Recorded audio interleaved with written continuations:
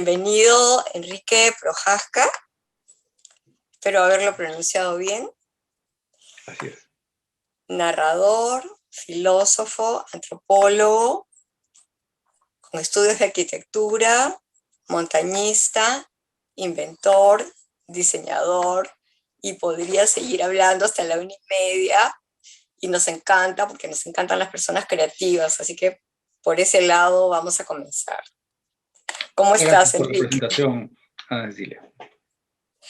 Enrique, tú has trabajado en el Ministerio de Educación, Así es. que es nuestro rubro, y queríamos empezar tocando el tema de la creatividad para ti. ¿Cómo tú te convertiste en una persona tan creativa por una experiencia familiar, por una experiencia escolar, porque era cotidiano en tu casa, en tu familia? ¿Cómo fue?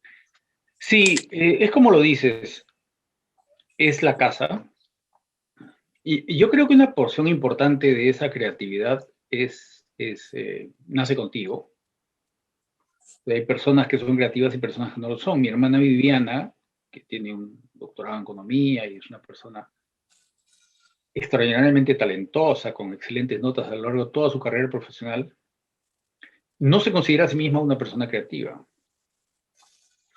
El otro día teníamos que contarle un cuento a mi mamá. Mi mamá tiene 96 años, va a cumplir 97 pronto. Y bueno, a mí se me ocurría algo de un barco que entra a un puerto y hacer cosas. Y Viviana me decía, yo no puedo hacer eso, yo no puedo hacer eso, ¿no? Inventar una historia simple. Y digo esto porque ella ha tenido la misma educación que yo, ha tenido los mismos padres, ha estado expuesta a los mismos estímulos. Yo creo que una porción importante, como te digo, nace contigo. Pero de ahí las posibilidades de hacer explotar eso, hacerlo estallar, volverlo una condición en ebullición o aplanarlo, dependen completamente de la casa. Y una porción pequeña, diría yo, del colegio. Y cuando, creo, ¿no? Y cuando la casa no funciona, el colegio tiene una oportunidad, una pequeña oportunidad, pero la tiene todavía, de levantar eso en el alumno. En mi caso, tuve las dos, o las tres. Nací de cierta manera, tuve la suerte de nacer de cierta manera, cosa que comparto con mi otra hermana, que es una mujer muy creativa. Mónica Prohaska es un hombre conocido, no solamente en teoría del color en Lima, en Perú, sino en coaching, innova las maneras como se relacionan las personas, como miran las personas. Y es un artista. Y yo mismo, bueno, fui expuesto desde muy temprano, y esa es mi visión de las cosas, fui expuesto desde muy temprano a las herramientas, físicamente al martillo, al serrucho, a la sierra, al alicate. Y esto me dio la noción de que el universo que me rodeaba, el mundo, era un lugar en el que uno podía operar, uno podía intervenir en la materia con sus manos, de una manera relevante, de una manera que cambiaba la realidad. Yo podía convertir un taco de madera en un carrito, o en un avión, pintarlo y hacer juguetes. Yo hacía mis propios juguetes. Y te confieso que para mí fue raro descubrir que otros niños no lo hacían. Hace poco mi hijo Tomás, también una persona muy creativa, me contó algo que yo no sabía de su infancia, que él iba a la casa de sus compañeritos de su edad, ¿no? Del nido, del colegio, llegaba a la casa y preguntaba, ¿dónde está la palestra? Porque estaba acostumbrado a tener una palestra escalada en su casa. Era una cosa normal. En su casa los niños escalan, ¿no? Desde que pisan el suelo y agarran una presa y trepan. Y le pareció raro encontrar hogares donde eso no era común. Esa era, yo creo, también mi sensación hacia el fin de la primaria, cuando descubría que yo tenía una habilidad con las manos que no era compartida por todo el mundo. Entonces, esa es una pista de una creatividad, ¿no? Pero hay muchas otras, la lingüística, ¿no? La propiamente artística, la musical, que yo no tengo, no la tengo, simplemente. Aprendí a leer música, aprendí a tocar piano a los 13 o 14 años y se fue. Todavía tengo enorme cariño por los teclados. Cuando veo un teclado empiezo a tocar las 4 cosas que sé, pero no lo he desarrollado porque no lo tengo conmigo, ¿no? Entonces sí, pienso que lo que dijiste al comienzo, de que si viene con la familia y más o menos en esas proporciones en que te he descrito, es lo que yo creo. Y cuando tú llegas al Ministerio de Educación, ¿qué dimensión encuentras en el aspecto de la creatividad? O sea, ¿qué importancia le da a las políticas educativas a la creatividad, pero en la realidad? Mira, normalmente quienes tendrían que ocuparse de eso estarían en las secciones curriculares, en los que hacen trabajo de preparación de currículos, sea en la dirección de primaria o en la dirección de secundaria. Porque estamos hablando en colegio, ¿no es cierto? En la universidad, la creatividad no es un ítem que uno desee desarrollar, se supone que ya está dado. No sé si eso es bueno o malo, después lo podemos discutir. Pero te decía que en el ministerio quienes tendrían que haberse ocupado de eso eran primaria y secundaria. Pero las urgencias eran tan grandes, sobre todo en términos de cobertura, de infraestructura, de capacidades de los maestros, sueldo de los maestros, huaicos que se llevaban los colegios, que preocuparse del tema curricular no era una prioridad que fuera a dar resultados en términos de que empezamos a trabajar en el año X y en X más 3 o X más 4 vamos a tener resultados. Era un trabajo a largo plazo. Y no te olvides que estamos hablando del fujimorismo. Yo empecé a trabajar en el Ministerio de Educación el primer día del año 96 y he seguido ahí 10 años. Y sí, lo que sí me tocó fue la oficina de planificación. Yo no estaba en áreas curriculares, pero desde la oficina de planificación suplíamos, o quiero creer que suplíamos, esos baches, esos huecos de prioridades que había en las urgencias que las otras direcciones estaban obligadas a atender. Entonces nosotros teníamos el lujo de ocuparnos de los medianos y largos plazos. Y allí sí pudimos contemplar, y otra vez te digo, eso era un lujo, sí pudimos contemplar la creatividad, la autonomía, la autoestima como fundamento absolutamente básico de todo lo que puede construirse encima en una educación. Alguna vez dijimos, si la educación tuviera que reducirse a una sola palabra, tendría que ser autoestima. Exacto, tendría que ser autoestima. Más o menos a eso llegamos, ¿no?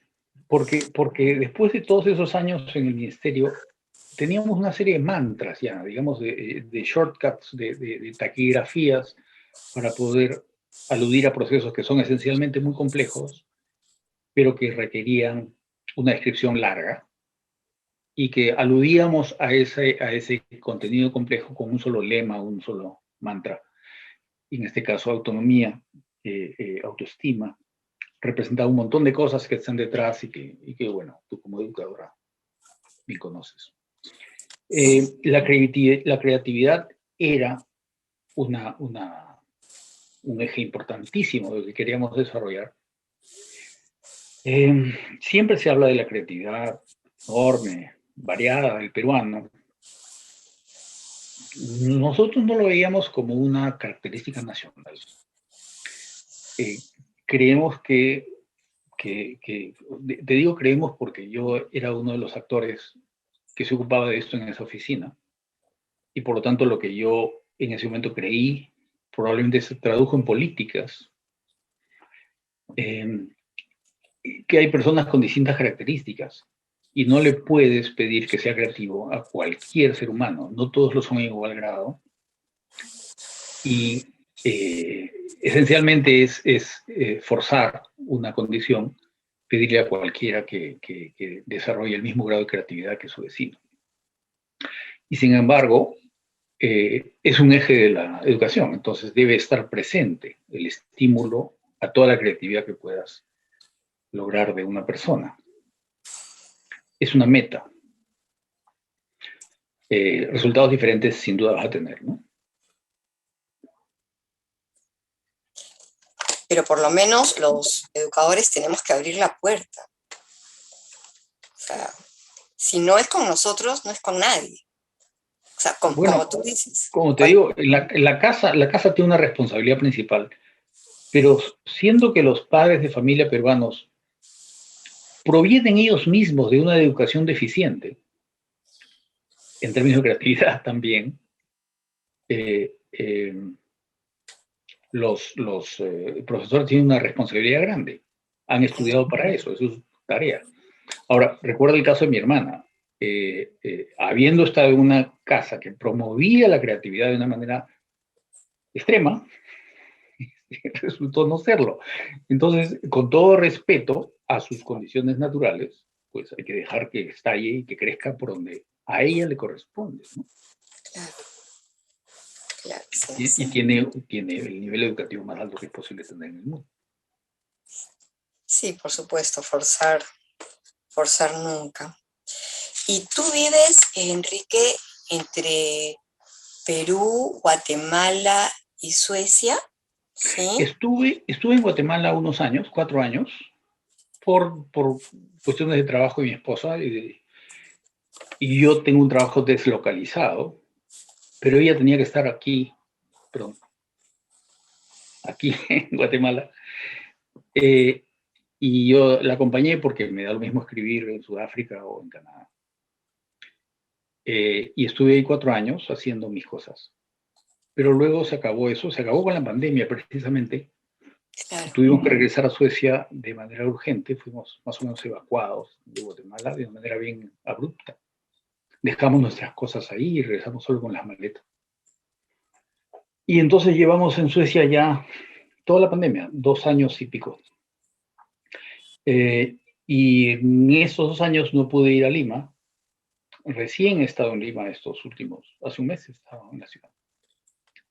Y también he aprovechado para viajar un poco. He ido a Cusco, que no iba hace muchos años. He ido a ver a mi hijo, Tomás. Y he hecho un poco de montaña. He podido ir al cerro, que también lo extrañaba muchísimo. ¿y tienes un proyecto nuevo para ir a Yauyos la próxima vez? ¿O ya fuiste? A Yauyos. No voy a Yauyos hace tiempo. Sí tengo un proyecto en Yauyos, que es una torre de roca que se llama Tunchuanca. Creo que no está escalada. Yo he ido a Yauyos por razones de trabajo 3, 4 veces. He ido a donar bibliotecas, he ido a poner educación a distancia, antenas parabólicas. He ido a encuestar eh, dirigentes administrativos de la UGEL y Yauyos. En fin, tareas distintas. Y en esas ocasiones he podido escribir también, he escrito un cuento en Yauyos. Pero lo que me falta hacer es ir a escalar. Quiero escalar en Yauyos como te digo, es una punta de roca impresionante, tiene 100 metros de alto y probablemente nadie ha llegado a la cumbre. Soy un poco viejo, pero creo que puedo hacerlo. Sí, sí, hemos leído que quieres ir ahí. Antes de que se me pase, te quería comentar que en Guatemala hay dos educadoras peruanas que han Ah, formado en estimulación musical a comunidades. Son Rosalinda Rojas y Lucha Labarte. Y ellas han rescatado enorme entusiasmo la respuesta de las madres de familia y profesoras y animadoras a las cuales dirigían los talleres, ¿no? ¿En qué O sea, sentido lo han rescatado? ¿Qué registro o es? sea eh, la, el, el dictado de un taller siempre tiene mayoritariamente contenidos lúdicos, repertorios musicales de diferentes tipos, rimas, poemas, actividades, juegos. Bueno, en los talleres que ellas han dictado en Guatemala, las señoras han incorporado eh, repertorios en sus lenguas y han creado diferentes juegos, diferentes dinámicas a partir de sus creaciones. O sea, no es que recibieron el curso y bueno, qué bueno, me gustó el curso, lo aplico. No, devolvieron. Y ellas han ido más de una oportunidad y van muy contentas a Guatemala. Tienen, obviamente antes de pandemia, ¿no? Tienen un vínculo muy Ajá. fuerte con Guatemala. ¿Y hacen eso en otros países también o Guatemala es su destino privilegiado? No, se trata de dos capacitadoras que van a México, Chile, Costa Rica, una de ellas ha ido a España, Argentina. No, es el país pionero en investigación, en estimulación temprana en español es el Perú. Ajá. Y la iniciadora es María Luisa del Río, Lucha Lagarde. Y ella comparte muchos cursos con Rosalinda Rojas y de verdad viajan y tienen seguidoras en todo el continente. Van mucho a México. Es muy agradable. Da mucha satisfacción que nosotros... La comparto, suena muy bien. En efecto, Perú ha tenido eh, una historia larga de éxitos en metodología inicial, en cobertura de primaria, en educación a distancia, algunas cosas novedosas. Y en salud, ¿para qué te digo? En vacunación solíamos ser los líderes del continente. Sí, Entonces, sí, digamos, manejar la ruralidad es algo que sabíamos hacer. Y siempre es insuficiente, ¿no? Siempre hay algo más que se puede aprender y hacer. de verdad es un orgullo para nosotros muy grande. Y ahora te queríamos preguntar por tus libros, Enrique. ¿Eh? Tú has tomado entre 10 y 14 años más o menos para escribir algunos de tus libros. Así ¿Estamos es. bien informados? Sí. Así es, Casa me tomó 14 años. Y otros, si llego a terminarlos, puedo contar 20 o 30 años. Qué increíble. Porque no es una dedicación especial y no es paciencia, es simplemente que tengo que hacer otra cosa y lo dejo. Eh, Leonardo da Vinci decía que una obra de arte no se concluye, se abandona.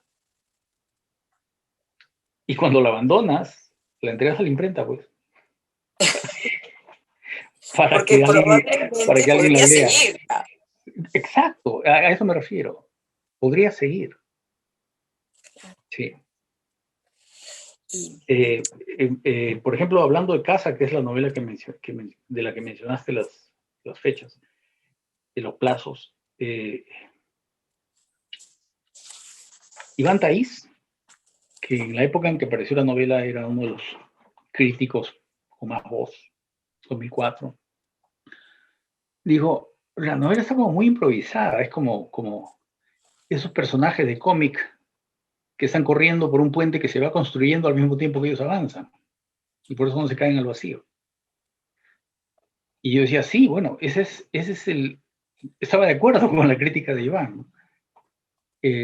Decía, ese es el resultado, o esos son los huecos que yo mismo veo en la novela y que me gustaría tomarme unos 5 años más en llenarlos, ¿no? En poder cubrir lo que se llama el backstory, la historia previa de algunos personajes. Pero no, felizmente, felizmente decidí abandonarla y entregar la imprenta, en este caso a Lluvia Editores, que fue muy generoso. Esteban Quirós me recibió el libro y lo publicó tal cual se lo di. Y ha tenido un éxito muy grande, incluso de crítica a nivel internacional. Es una novela muy reconocida. Reeditada, además. Así es. Sí. Muy celebrada, además, por algunos críticos como novela arte, ¿no? Bueno, A mí me sorprendió muchísimo con una enorme humildad encontrar una crítica una crítica no era una nota explicativa de Carlos Calderón Fajardo, en que decía que había 3 casas en la literatura peruana. Era la Casa Verde, la Casa de Cartón y mi novela. Y estar en esa compañía era absolutamente abrumador. Inmerecido, creo que Carlos está equivocado, pero ese es el tipo de reconocimiento que la novela ha tenido. Enrique Vilamatas ha dicho que es la novela perfecta. Es otra cosa asombrosa que puedo registrar, ¿no?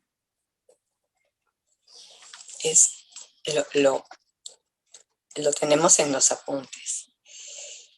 Y tu segunda obra, Enrique. Casa es mi segundo libro. El primero fue Un único desierto. Fue una colección de relatos, algunos de ellos muy juveniles. Yo empecé a escribir Un único desierto. O sea, no empecé a escribir Un único desierto, empecé a escribir cuentos en el colegio, a los 13, 14, 15 años. Y en la universidad, teniendo 19 años, escribí un cuento que me gustó mucho porque quise hacer un experimento formal. Escribir un cuento donde cada párrafo fuera la mitad de largo que el anterior.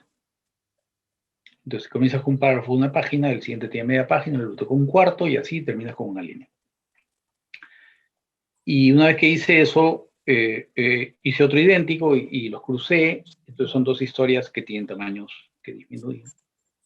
Y como experimento formal me dio mucho gusto hacerlo, pero tuvieron que pasar 18 años más hasta que lo publiqué. Yo he publicado Un único desierto ya mayor, con 37 años, que ya no eres un escritor joven, ¿no? Pero es una recopilación de cuentos, como te digo, de taller, ¿no? Cuentos casi juveniles. También quedó muy bien, ahora es un libro de culto, la gente se lo pelea en fotocopias en el suelo, afuera de las universidades. Y está siendo objeto de cierta investigación académica. Los literatos están empezando a ocupar de él en términos de research. Y eso en particular me da mucho gusto, porque yo le puse mucho esfuerzo a que estos cuentos tuvieran segundos y terceros fondos. Y están ahí para que las descubran, ¿no? Como te digo, el más temprano de los cuentos ya tiene esos trucos. Tengo otro cuento que está escrito en solo 2 tiempos verbales. No hay ningún verbo en futuro. Y no es fácil. Y entonces están ahí para que la gente los explore y los descubra y los disfrute sobre todo, ¿no? Sí, sí sabíamos que Un único desierto había sido la primera publicación. Tú dijiste en alguna de tus entrevistas que tú pones el humor primero y que luego, como Bach, que componía y fue el primero a varias voces, el lector tenía que buscar qué más había en la segunda voz, en la tercera voz. No sé si soy clara con mi ejemplo.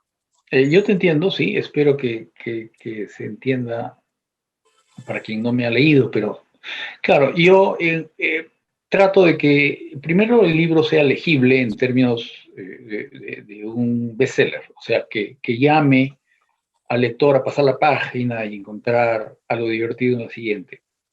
Eso con frecuencia aparece en el diálogo. Los diálogos son lo que te permite poner en el día a día de los lectores la identificación con los personajes. El mismo tipo de lenguaje que usan ellos, u otro, ¿no? Alguna vez he escrito un diálogo filosófico entre dos pensadores al estilo del Renacimiento o al estilo clásico de Platón, en el que las ideas se exponen por medio de personajes que son como típicos, ¿no? Arquetipos casi, que este es el hipercrítico, este es el confiado, y dialogan y llegan a algún tipo de... Pero mi diálogo, con ser eso, era muy gracioso. La idea era que eh, fuera una burla de la misma situación de ser una alusión al pasado. Entonces, ese es el primer nivel, el nivel al que uno puede acceder simplemente leyendo. Pero debajo de eso empiezan a haber, pues, ideas filosóficas, por ejemplo, en ese caso, o alusiones a literatura anterior. Los libros están hechos de libros. Entonces, por aquí encuentras 4 líneas de Schopenhauer. Y no es un plagio, porque hace 30 años que vengo diciendo que están las 4 líneas de Schopenhauer ahí y nadie las encuentra, porque nadie anda leyendo a Schopenhauer para ver qué parte me robé. Entonces, ese es otro juego que hago. Algunos críticos dicen que no es un juego, que lo hago de manera muy elaborada, que lo hago con algo que se llama método mítico, y que es lo que Joyce hizo con Ulises, ¿no? Que agarras el mito y lo recocinas y lo conviertes en una cosa diferente. El mito deja de ser la historia de Ulises y el regreso a Ítaca, deja de ser el hilo conductor y se convierte en una especie de lema, debajo del cual tú escribes de nuevo lo que quieres, ¿no? Faberón, por ejemplo, es uno de los que dice eso en Único Desierto.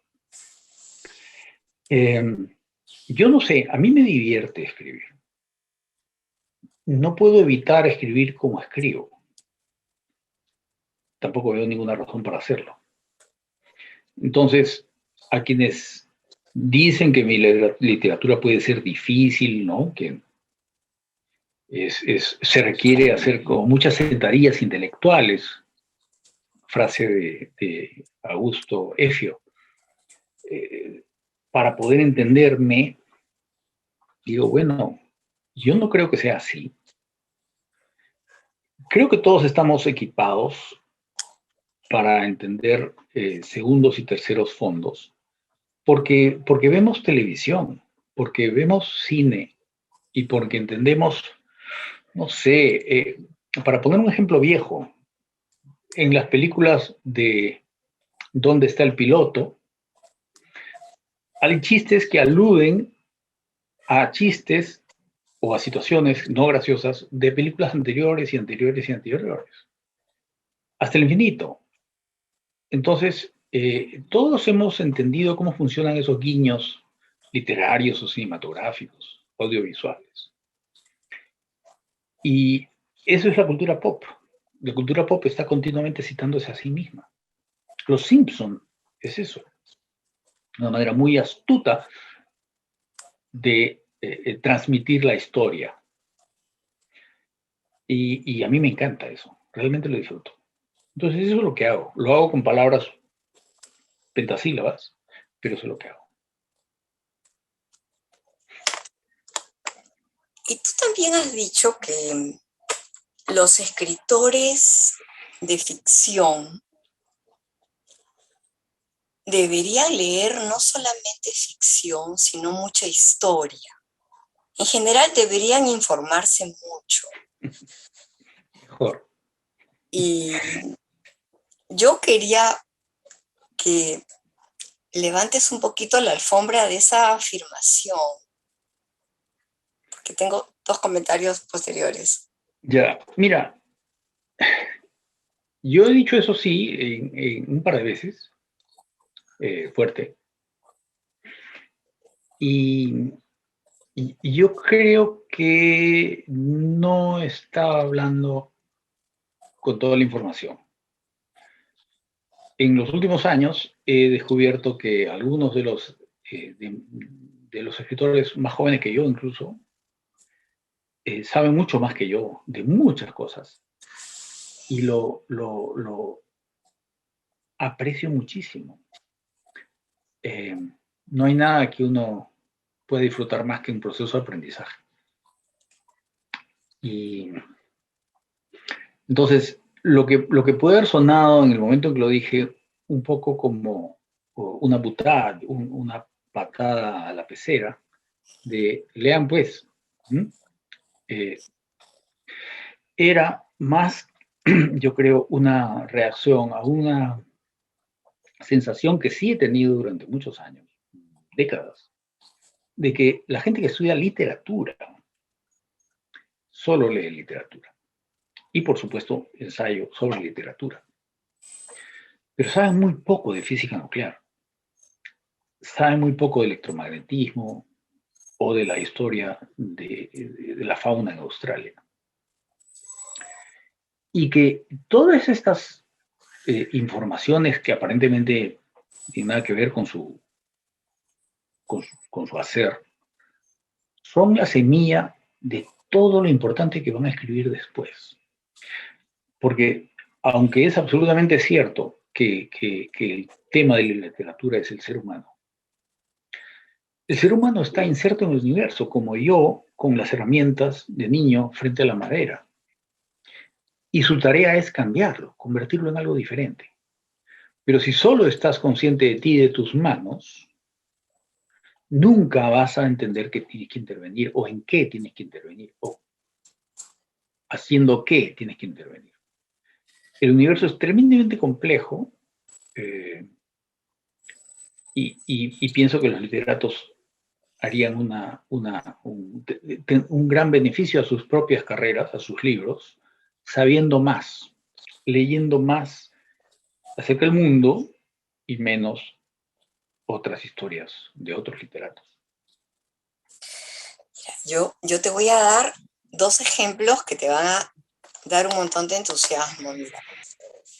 No son sobre escritores, pero igual yo creo que era un muy buen consejo el que tú diste, con muy buena leche, y para todos, no solamente para los escritores.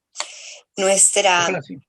de verdad, penúltima entrevista fue con un músico, por eso lo invitamos, que llegó a los Estados Unidos y quedó flechado con el curso de matemáticas y se dedicó a estudiar matemáticas pura. Y luego, mientras estudiaba matemáticas puras, se enamoró de la economía. Entonces ahora es economista por terminar el posgrado, matemático y músico. Hace un día hemos grabado una entrevista de el chico del que te cuento es un economista peruano. Yeah. Un chelista cuya mamá es peruana, vive en Ámsterdam, que toca en las orquestas de Ámsterdam y del Conservatorio de Ámsterdam, que está estudiando Derecho y está estudiando Ciencias Políticas, y para profundizar en esos temas está estudiando Geografía. Entonces, me parece maravilloso que la gente se abra al mundo y dar la sugerencia de que investiguen un poco más, a mí me parece absolutamente positivo. Pero antes de que se me escape la pregunta que venía, cuando tú escribes un único desierto, ¿cómo te imaginabas que iba a ser tu futuro como narrador? qué iba a pasar con tus obras, qué proyección iban a tener. Cuando la comenzaste, estabas en la PUC. Creo que Sí, sí, no sé, sí, creo que sí, sí. ¿verdad? No solo estaba en la PUC, sino estaba en cierta camorra muy peculiar que había en la universidad, que era uno de los pocos grupos que había en la universidad, que era un grupo constituido por personas de distintas facultades. He contado esto varias veces. Yo tenía entre mis amigos antropólogos, historiadores, sociólogos, gente del el jefe del centro de cómputo, matemáticos, físicos, muchos ingenieros y un filósofo aparte de mí, y un par de literatos.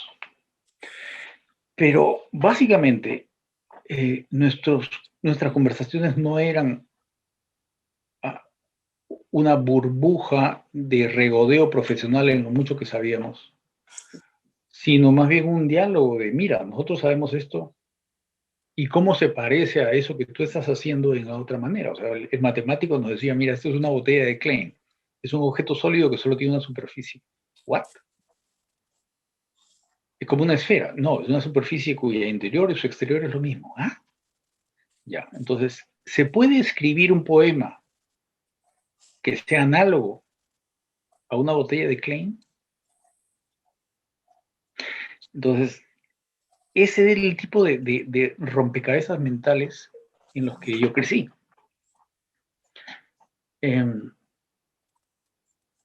Y no estaba yo escribiendo un libro, o sea, no, jamás me propuse escribir un libro. Yo lo que hacía era tomar nota de cosas que aprendía y les proporcionaba un argumento. Con la misma facilidad, si quieres, que en el caso que te contaba al comienzo, ¿no? Cuando había que inventarle un cuento a mi mamá hace unas semanas y le inventé con Lego esta cosa de un barco que entró a un puerto. Porque naturalmente los seres humanos tendemos a imaginar historias. Eso es parte de lo que nos ha dejado la evolución. Somos buenos inventando historias. Y yo sabía eso y además me gustaba inventarlas, entonces las inventaba. Pero no era un proyecto, en absoluto. Entonces, cuando tú me preguntas qué pensabas del libro, no existía el libro, no había un libro. Yo lo que había eran páginas sueltas que correspondían a 10, 15, 20, 25 cuentos, algunos de los cuales se han publicado y otros no, que mucho más tarde, como te decía hace media hora, eh,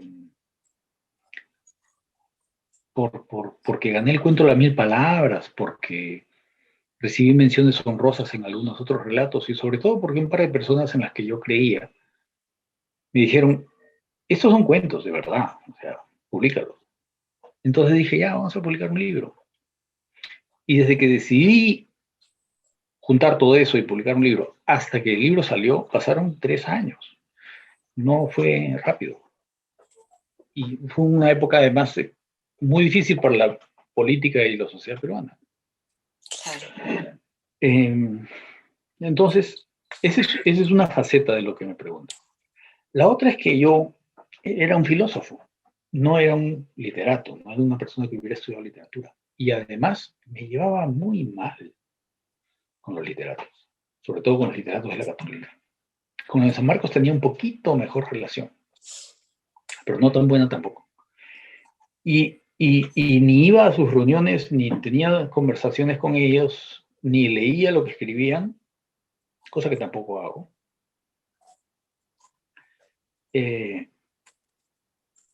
Entonces yo vivía en una isla filosófica, antropológica, ingenieril, si quieres, y trabajaba, ¿qué te digo? Yo era guía de montaña, mientras mis adversarios, por decirlo de alguna manera, trabajaban en editoriales y eran correctores de estilo en Santillana o cosas así. Yo estaba en el cerro llevando gringos, se me caía un caballo por el precipicio, tenía que agarrarlo el cabestro, sacarlo de vida, tengo una quemadura en la espalda por la correa de cuero que me cortó. Entonces, mis experiencias eran muy diferentes. Alguna vez le pregunté, hace poco, le pregunté a un poeta peruano muy famoso, muy prestigioso, gran poeta. Le pregunté, ¿tú qué empleos has tenido? ¿Qué has hecho para ganarte la vida? ¿Cuál es tu experiencia laboral? ¿No? Me dijo, yo estaba en la academia siempre. Casi, casi me río, francamente casi me río. Yo he tenido 40 empleos y he cavado zanjas para vivir. Y también conozco a Yasser Arafat.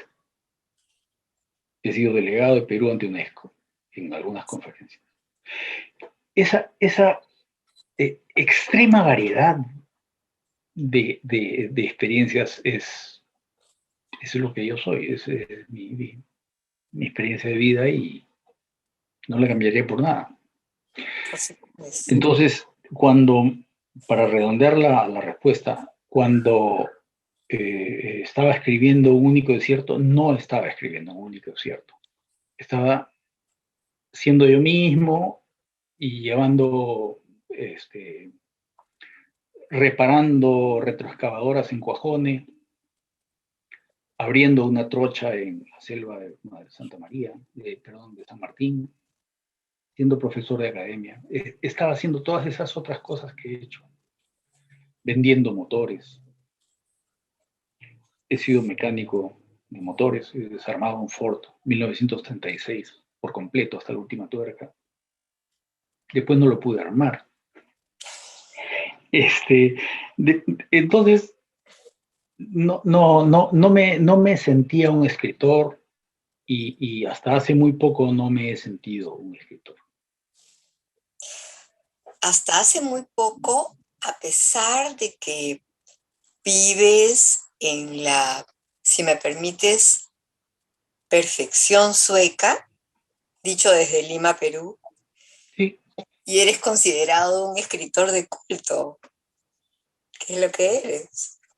Sí, y José Carlos Irigoyen ha intentado definir qué es un escritor de culto, ha dado 3 definiciones, y sugiere que yo caiga en las 3.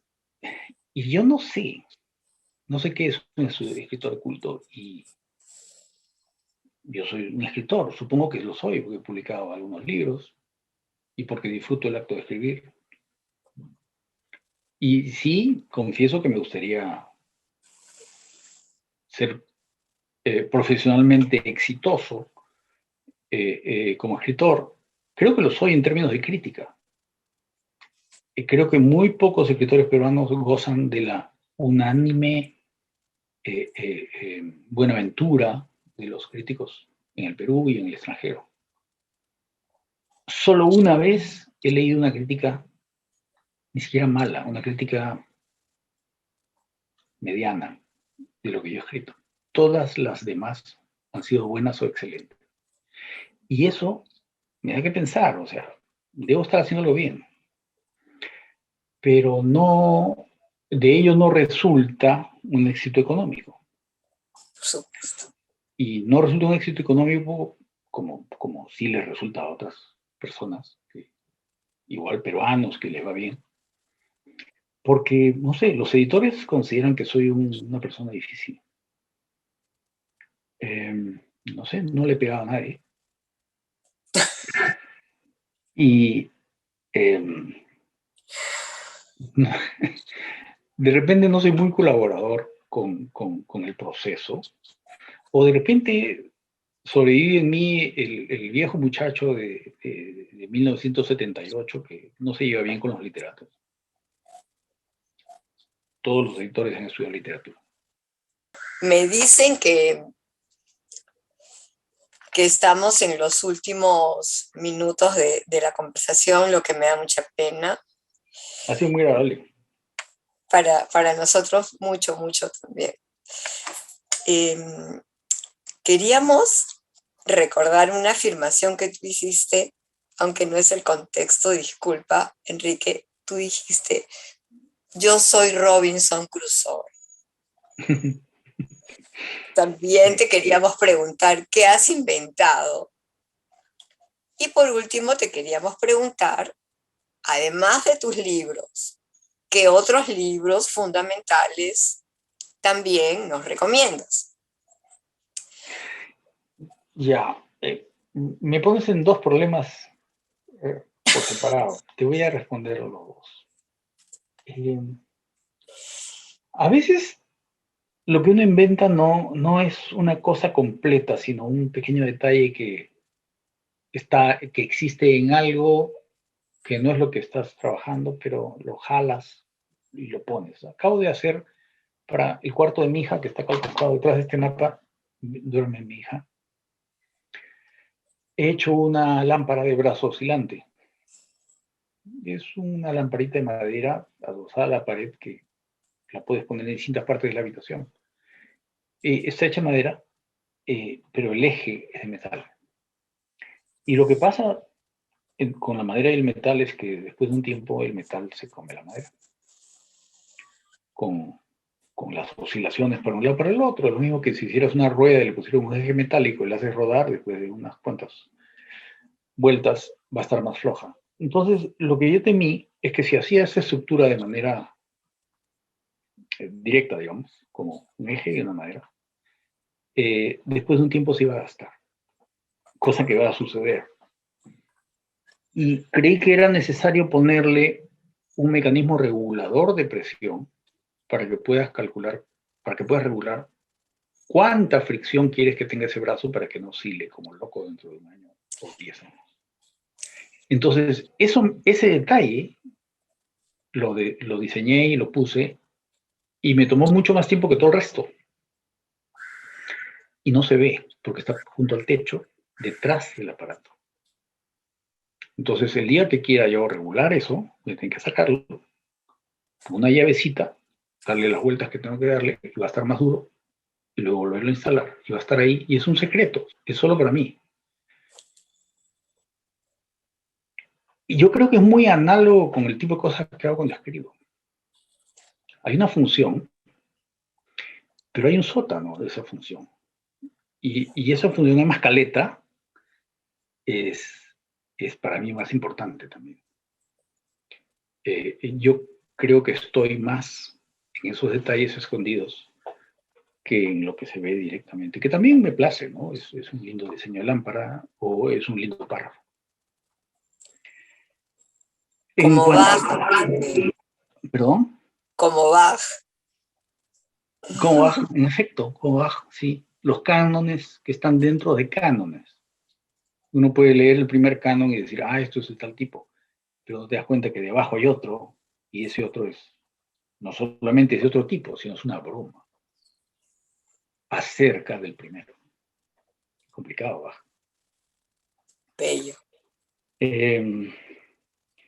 Y yo, como todos los lectores de mi edad, creo, ya no estamos tratando de leer todo lo nuevo que aparece, sino recurrimos a releer viejas cosas que nos satisfacieron. Y yo regreso a la Odisea, que me sigue pareciendo una novela. Es absolutamente falso que sea una novela, lo sé, por muchas razones técnicas. Pero me sigue pareciendo una novela y se deja leer como una novela. Y me siguen pareciendo emocionantes dos o tres escenas absolutamente de Netflix que están en la Odisea hace 2800 años.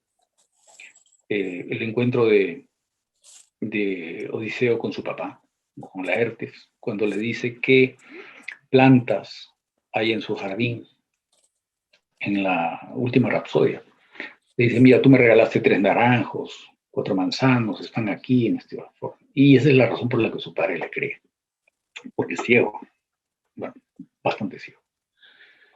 Eso, el momento en que abandona a Nausicaa, la princesa de los feacios que se ha enamorado de él, y él tiene que dejarla.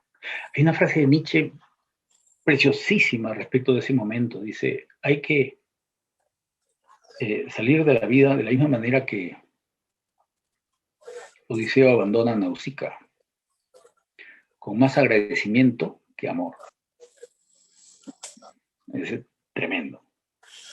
Y así vivo. Para mí ha sido una lección eso. Otro libro al cual recurro con frecuencia porque me parece que señala muy temprano una senda a la cual la humanidad debería aspirar es De Rerum Natura, de Lucrecio. Tito Lucrecio Caro es un adelantado absoluto a su época, a nuestra época. Es un racionalista, no es un científico porque no tiene método, pero es un ateo. Cree en el valor de la exploración sin miedos del universo por medio de la mente. Y eso es todo lo que yo quisiera hacer. Regreso siempre que puedo a El mito de Sísifo, de Albert Camus, especialmente al capítulo que se llama El mito de Sísifo, que es uno de los últimos capítulos, donde explica en 5 páginas, recuenta el mito de Sísifo, pero lo hace de una manera tan bella.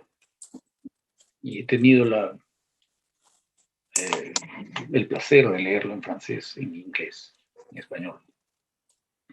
Me sé de memoria párrafos.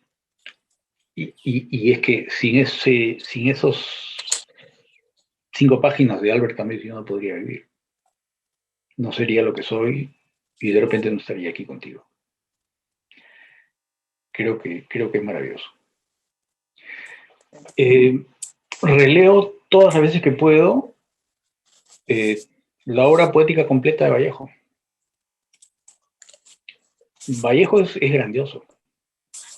No tiene muchos de su tamaño en el siglo XX, en cualquier lengua. Y para mí, como peruano y como lector en español, me resulta una gasolina imprescindible para mover mi motor lingüístico. Necesito decir a Vallejo en voz alta. A veces pongo YouTube, pongo poemas de Vallejo en voz alta. Ahí.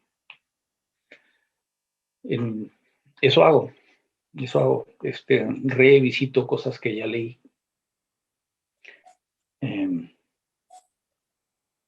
Y como ves, no necesariamente son ficciones. Robinson Crusoe es uno de esos libros a los que yo voy, ¿no? Y sí dije, yo soy Robinson Crusoe, porque es más de un sentido, y como lo habrás registrado, me siento como en una isla.